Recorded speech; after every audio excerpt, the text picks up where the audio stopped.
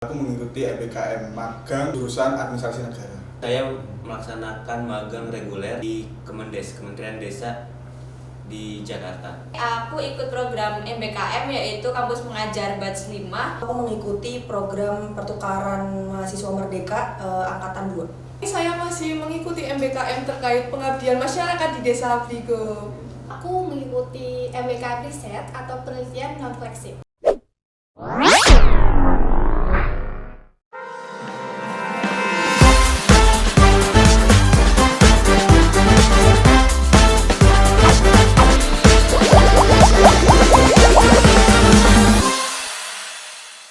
Halo semuanya, kembali lagi di Podcastma. Podcast Adkesma Himanisra. Baik lagi bersama kita teman-teman. Aku Aditya Bimanyu dari Mahasiswa Ilmu Administrasi Negara Angkatan 21 dan teman aku Nadia dari Administrasi Negara Angkatan 22. Nah, sebelumnya kita sudah ngobrol dengan kepala jurusan AN bagaimana cara magang dan lain-lain dan info-info magang sebelumnya, dan sekarang kita bakal ngomongin apa nanti? Ngomong langsung bersama mahasiswa yang udah berpengalaman magang. Nah itu, jadi sebelumnya kita sudah ngobrol dengan Pak Aman, lalu kita kali ini bakal ngobrol dengan teman-teman mahasiswa asli negara bagaimana ikut magang dan prosesnya dan lain-lain. Pokoknya dari A sampai Z kita bakal ngulik buat dari teman-teman AN. Jadi buat teman-teman AN ditonton video ini biar kalian juga ngerti bagaimana alur dan pengalaman dari teman-teman mahasiswa asli negara yang sudah mengikuti gitu, Nat. Betul banget. Pokoknya tonton terus sampai habis dan jangan lupa like, komen, dan subscribe. Mungkin bisa perkenalkan diri dulu, dari angkatan berapa dan kemarin ngikutin magang yang apa? Oke, perkenalkan, nama aku Wisden Raffi Boy Haji. Aku dari mahasiswa Ilmu Administrasi Negara angkatan 2020. Dan pada tahun lalu, aku itu tepatnya di tahun 2022, aku mengikuti MBKM magang jurusan Administrasi Negara. Mungkin perkenalkan diri terlebih dahulu, nama saya Sulbi Afirul Huda, biasa dipanggil Sulbi, dari jurusan Administrasi Negara Untidar tahun angkatan 2020.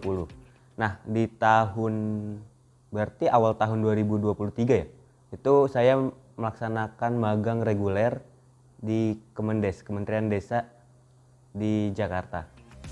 Sebelumnya perkenalkan, aku Tina Yunia Lestari dari Ilmu Administrasi Negara angkatan 2021.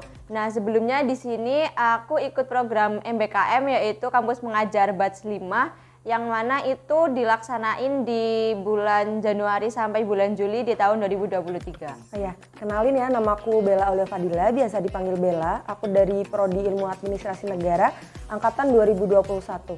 Jadi aku kemarin di tahun 2022 itu aku mengikuti program pertukaran mahasiswa merdeka angkatan 2. Oke, perkenalkan, nama saya Belani Beta, biasa dipanggil Beta, dari jurusan Ilmu Administrasi Negara angkatan 2021.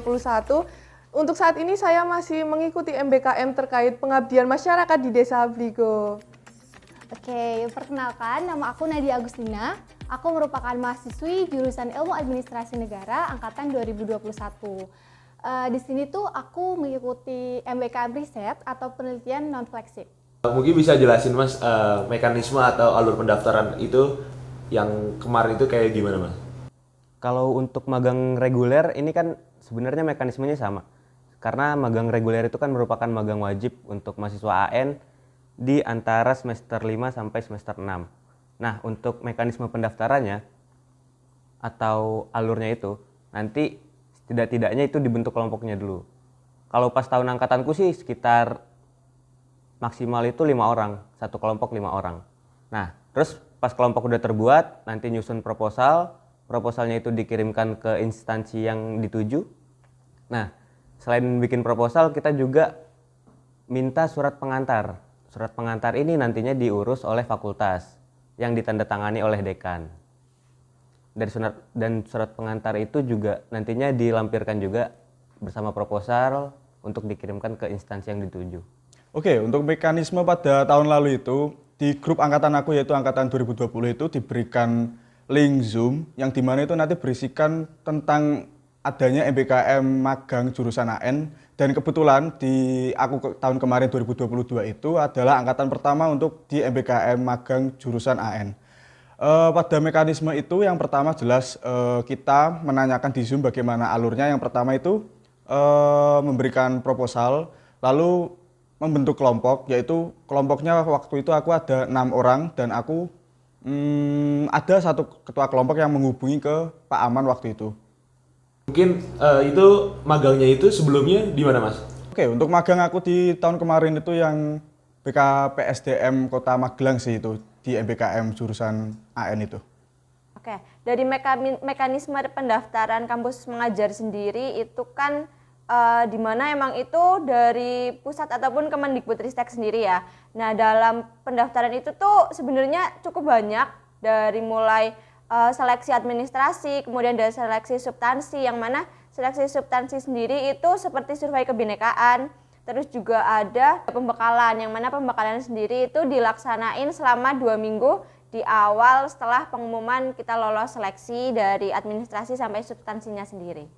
Baik, waktu itu ada sosialisasi dari kampus ya tentunya tentang pertukaran mahasiswa merdeka.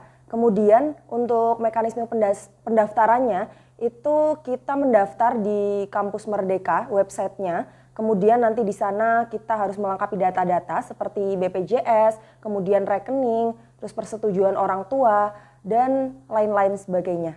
Seperti itu. Oke, untuk pendaftarannya, kemarin itu saya dapat info dari guru pembimbing akademi saya, yaitu Pak Ari. Terima kasih telah memberikan informasinya. Untuk kemarin itu dari dosen pembimbing akademi memberikan informasi bahwa dibutuhkannya asisten dosen pemberdayaan, di mana waktu itu tidak ada syarat tertentu sehingga saya dan 2 rekan teman saya itu berminat, apalagi waktu ini terdapat honor dan konversi 20 SKS. Setelah itu mengurus surat ke TU untuk membuat surat MBKM, lalu tugas DPL dan surat perizinan. Karena ini di lingkup masyarakat, tentu suratnya yaitu untuk kelurahan, seperti itu.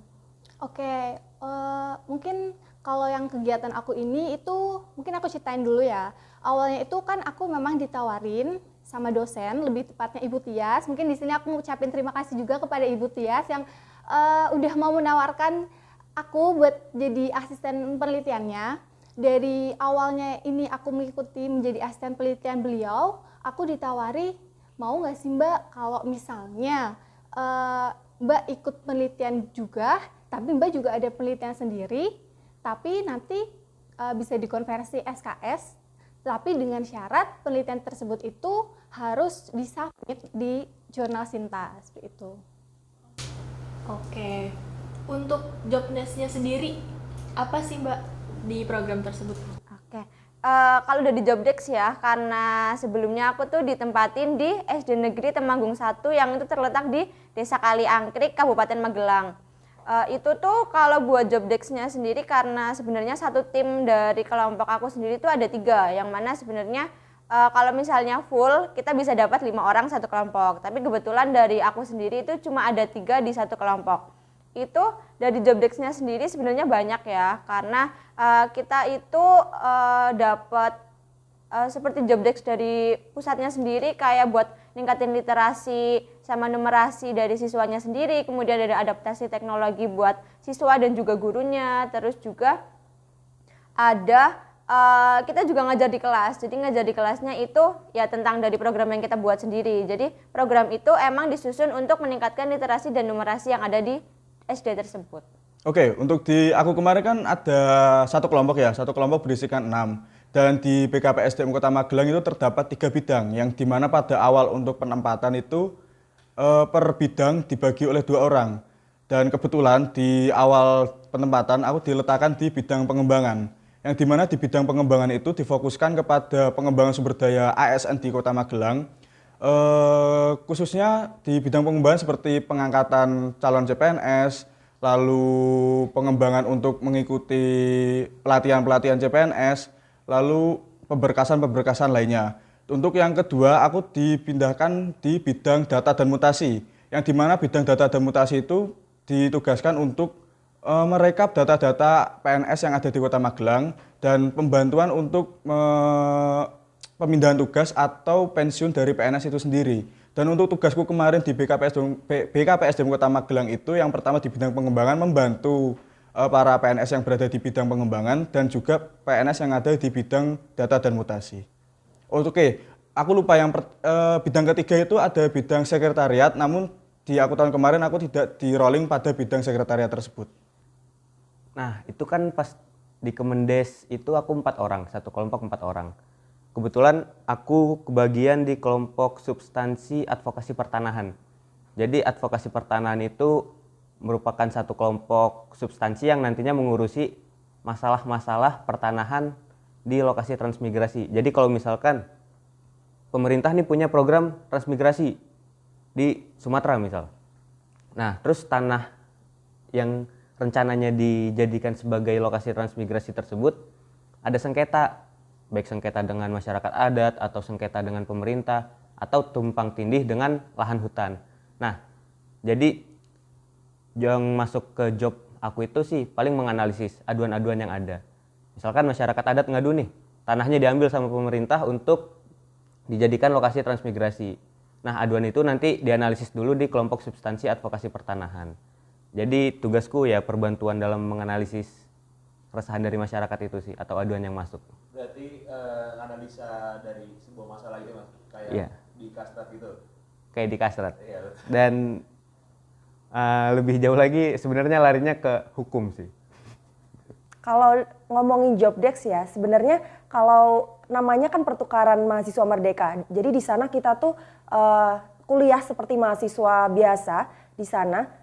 Tetapi mungkin ada job desk yang dari pusat sendiri, yaitu tentang kebinekaan. Jadi di sana kita tuh mendalami tentang budaya mereka, mencoba untuk toleransi adat dan istiadat di sana seperti itu. Jadi setiap bulannya kita disuruh untuk membuat laporan yang mana nantinya laporan tersebut dikirimkan ke pusat dan ada pencairan dana juga. Oke, karena kegiatan ini juga tidak formal, tentu fleksibel. Kegiatan di sana itu yaitu hanya menjadi MC, membantu dosen dalam membuat PPT untuk sosialisasi kepada masyarakat, lalu membantu dosen membuat poster juga dan menjadi si dokumentasi. Berarti lumayan banyak ya Kak C-nya dan atau lumayan banyak job desk-nya. Iya, tapi karena fleksibel jadi seru-seru aja di sana. Oke, untuk job desk-nya sendiri tentu aja di samping aku bantu penelitian dosen tersebut, itu ada beberapa ya. Yang pertama itu mungkin ada rekap untuk wawancara, terus kemarin kita juga ada turun ke lapangan untuk FGD. Jadi di sana kita bertemu dengan masyarakat di sana. Mungkin aku jelasin juga untuk penelitian ini tuh di Desa Borobudur, Kecamatan Borobudur, Kabupaten Magelang, tepatnya di Desa Wisata. Jadi tuh di sana kan ada namanya itu Desa Wisata. Ada beberapa kelompok wisata. Yang pertama itu salah satunya ada Desa Klengkeng, terus Rumah Batik, terus ada juga Kambing Etawa dan beberapa wisata lainnya. Mungkin banyak juga, terutama yang mungkin dari Magelang sendiri ada yang belum tahu tentang wisata-wisata itu. Dari pihak desa ini mulai mengembangkan dan mempromosikan desa-desa itu, seperti itu.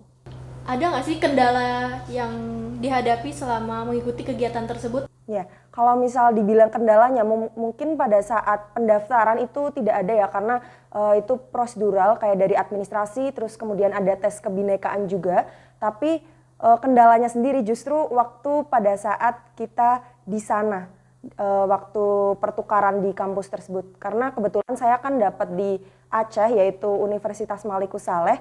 Di sana itu kan bisa dibilang agak ujung ya, bukan di kotanya. Jadi untuk transportasi atau mungkin makanan atau apa itu sebenarnya menjadi kendala bagi kita. Apalagi bahasa ya, bahasa tentu berbeda dengan kita.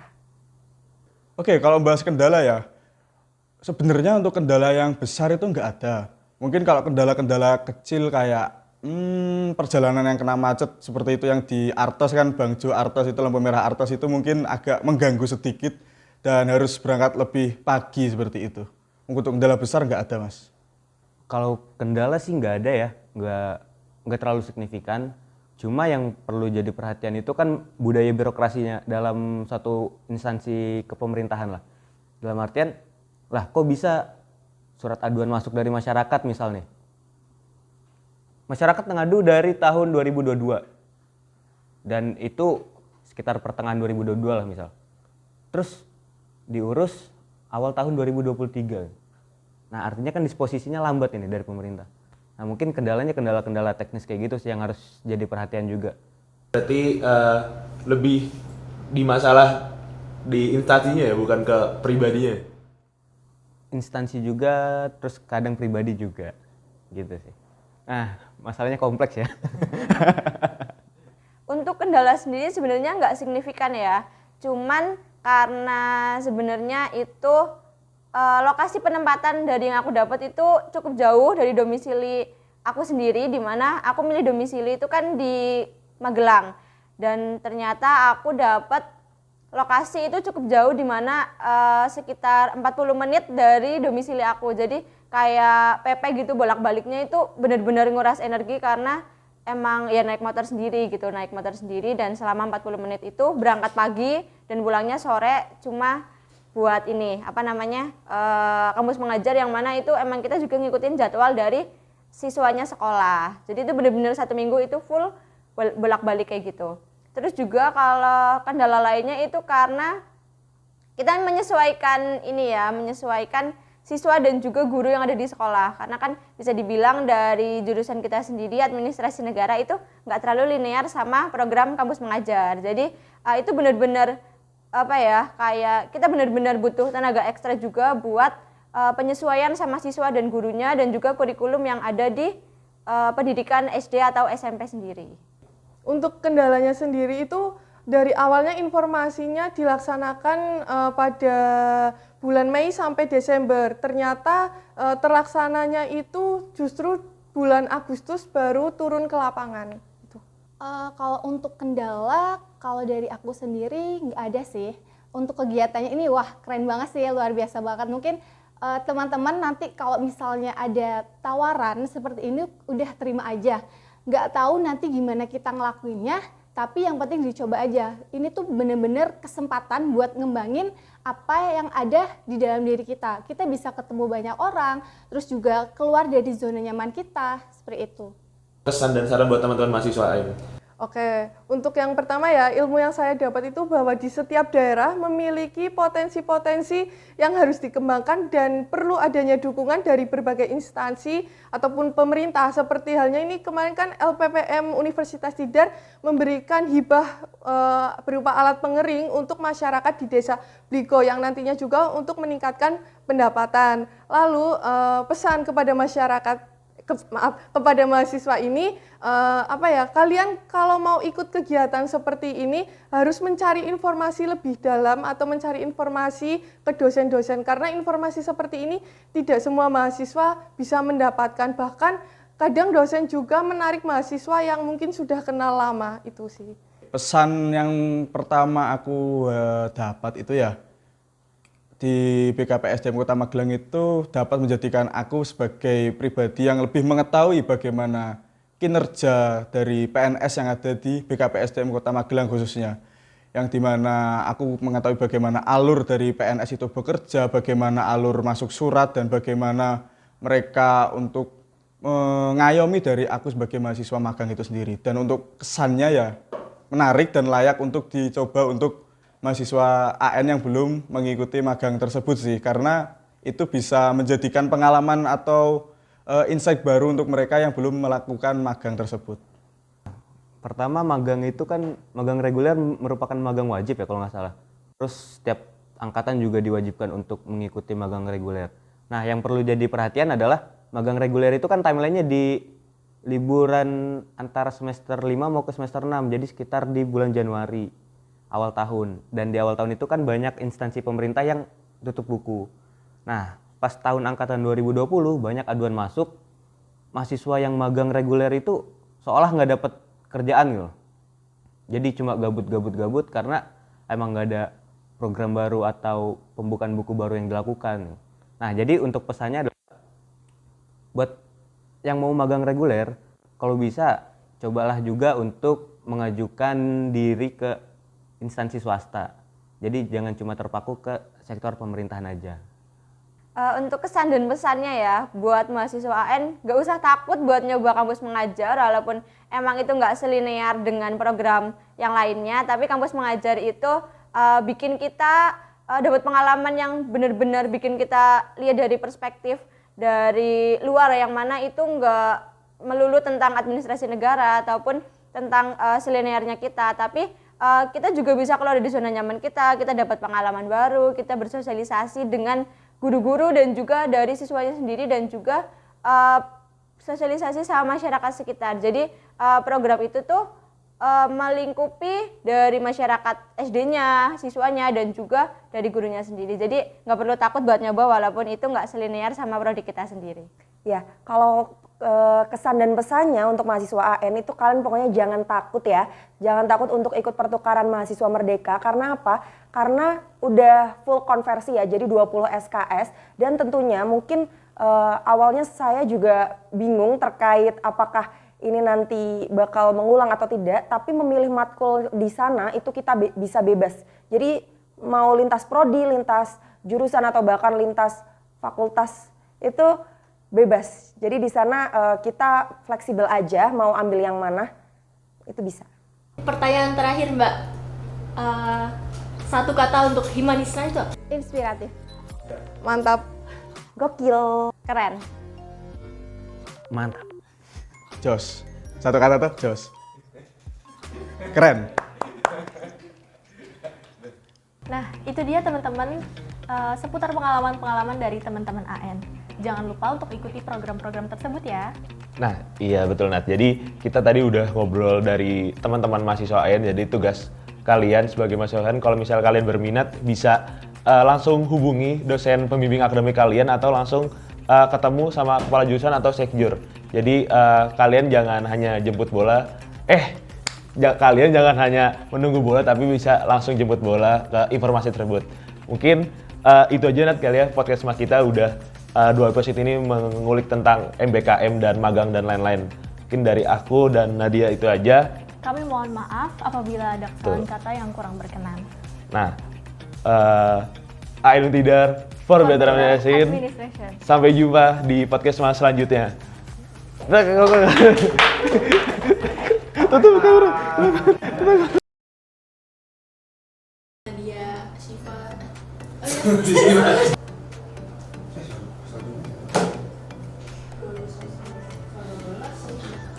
Halo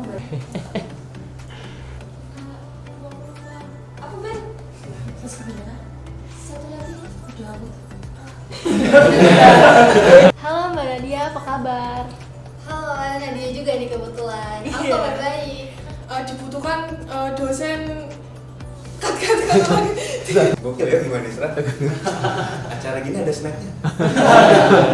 1, 2, 3.